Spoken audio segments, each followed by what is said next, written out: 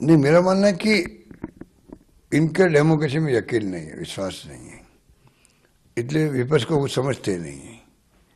विपक्ष की संख्या कम हो ज्यादा हो अलग बात है। अगर एक तरफा ही बात करनी है आपको सत्ता में बने रहने के लिए तो अलग बात है, वरना आप डिबेट क्यों होती है हाउस के अंदर?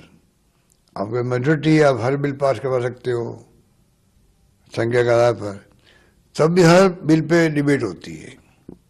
क्यों होती है? क्योंकि विपक्ष की भी राय आ जाए उसके अंदर।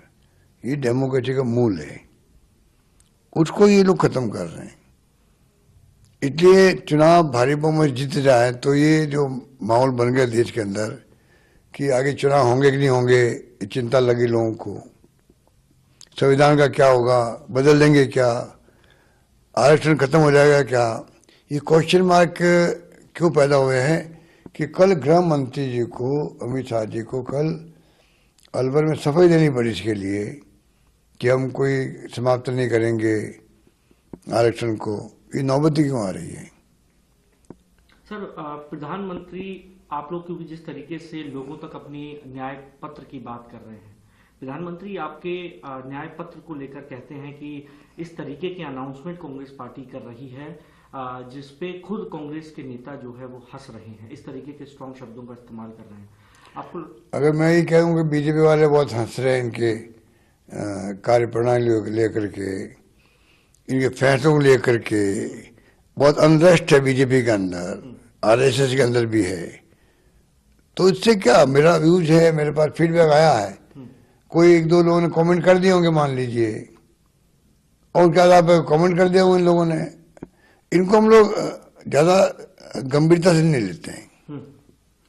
सर, क्योंकि 400 पार का नारा बीजेपी की तरफ से दिया गया है, क्या कांग्रेस पार्टी कोई आंकड़ा अभी तक अपने पास या किसी सर्वे में हासिल कर पाई है कि कांग्रेस या इंडिया अलायंस कितनी सीटों पर विजयी प्राप्त करेगा? कोई आकलन आप लोग कर रहे हैं? क्योंकि बीजेपी तो खुलकर 400 पार का नारा दे रही है, लेकिन कांग्रेस या कोई भी इंडिया अलायंस का नेता अपनी तरफ से कोई आंकड़ा जनता के बीच में नहीं रख पाया कि हम इतनी सीटों पर विजयी प्राप्त होंगे। कहीं ना कहीं इनसिक्योरिटी है इंडिया अलायंस में या कांग्रेस पार्टी के अंदर? देखिए, ये जुमलाबाजी होती है चुनाव के अंदर लोगों को भ्रमित करने के लिए।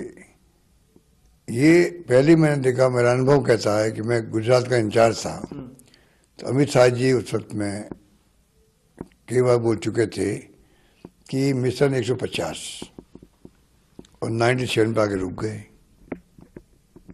तो ये कहना बड़ा आसान है, अगली बार 400 पार। 400 पार तो छोड़िए, हालात जो बनते जा रहे हैं उसमें आश्चर्य की बात नहीं कि परिणाम चौंकाने वाला आएंगे, तब मैं कह सकता हूँ। अब किस हद तक इसको चौंकाएंगे वो टाइम बताएगा। सर, साउथ में बीजेपी बहुत आक्रामक तरीके से अपना अभियान चला रही है चुनाव को लेकर। कहीं ना कहीं ये बातें भी उठती रही कि साउथ वर्सेस नॉर्थ ये चुनाव होने जा रहा है, साउथ कांग्रेस के पास आ रहा है, जिसपे बीजेपी सेंध मारने की कोशिश कर रही है, चाहे वो तमिलनाडु हो, आंध्र प्रदेश हो, कर्नाटका हो।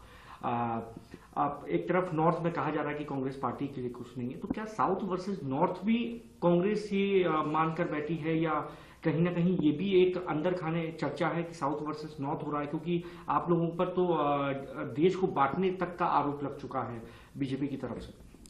हमारे नेताओं ने जान दे दी, देश को बंटने नहीं दिया, खालिस्तान ने बनने दिया इंदिरा गांधी जी ने। किसके लिए बात कहते हैं ये लोग? जिन्होंने जान की बाजी लगा दी हो, देश को एक अखंड रखा हो, राजीव गांधी की हत्या हो गई, वो हमें ये बताएंगे कि देश बांट रहे हैं? हाँ, इनके जो कृत्य हैं, इनकी जो सोच है, वो देश को बांटने वाली है। ये लोग धर्म के नाम पे राजनीति कर रहे हैं।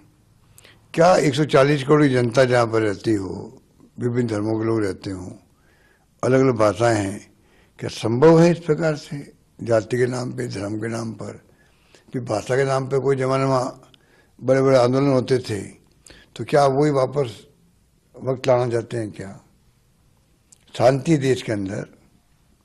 तो इस प्रकार से जो ये माहौल बना रहे हैं, तो ये मैं समझता हूँ उचित नहीं है।